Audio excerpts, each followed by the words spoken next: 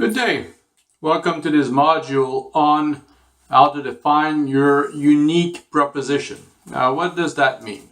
I think that if you remember one thing from this entire course, the expression everything being equal in all parts, what will make the difference between two competitors or many competitors will be the price. So let's look a little bit into this. What does that mean? If there's no difference or no perceived differences between two competitors, what will make a consumer choose between one and the other is the price. Now, obviously, if there's things like proximity, the quality of service, reputation, years in business, and all of those things, then we're not talking about everything being equal. So when we say everything being equal, all of those elements are the same, or the elements that are different are not perceived to add value. So in this situation, what the determining factor for the decision of the client will be the price. Now, why is that important? Because we want to try to stay away from this as much as possible. Just imagine this.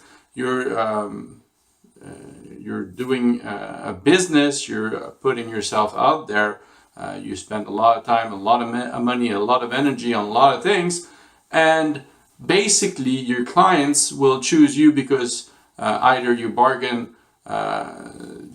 for a cheaper price, you have to get business, you have to lower your prices. That is not necessarily something that is what we want to be doing when we are in business.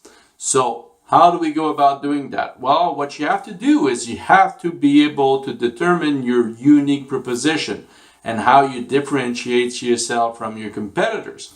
Now, how do you do that?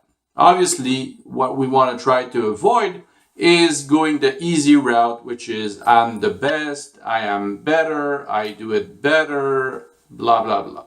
That is not going to hold. Why? Because it is very easy for one of your competitors to come in and say, well, I'm better than him. What says no? How do you measure it? It is just statements. So another way to do this or to go around this is essentially to look at yourself and look at what differentiates you. Now, it might be years in business, but if you're starting your business, that might not necessarily be the case.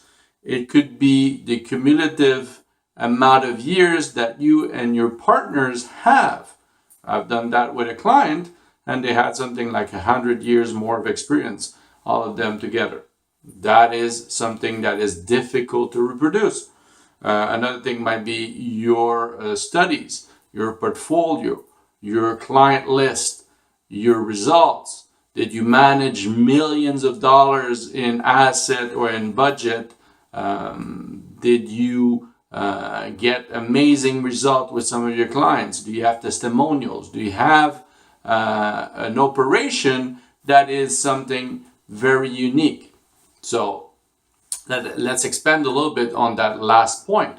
Now, obviously, the title of this course is when you're starting out. So you might not necessarily have any or all of those things.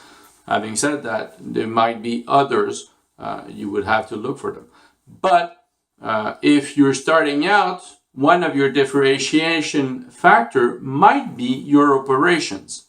What do I mean by that? Well, let's take, for example, in the service industry. Well, you have a few things that are extremely difficult to do, but because they are extremely difficult to do, not many people do them. So if you do them, if you find a way of doing them and offering this to your clients, then you differentiate yourself. Now, what are those?